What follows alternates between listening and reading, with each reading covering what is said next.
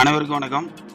எங்களது வேதாரண்யம் தாலுகா மீனவர் பஞ்சாயத்து சார்பாக தெரிவித்துக்கிறது என்னவென்றால், நாங்கள் 2 நாளாக இப்போ தொழில் முறை செய்து வெளி மாவட்ட படகுகளை பிடித்து கொண்டாந்து வைத்துள்ளோம்.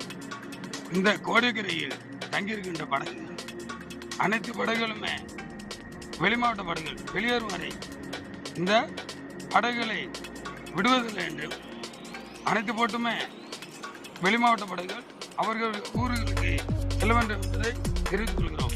இதை மீறி அங்கே தொழில் செய்யும் பட்சத்தில் மீண்டும் இந்த போட்டை பிடிக்கிற நடவடிக்கை தொடரும்.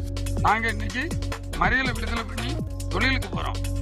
இந்த பிரச்சனை மீண்டும் நடந்தால் இந்த பிரச்சனைக்கு கண்டிப்பாக இது நாங்கள் பொறுப்பில்ல.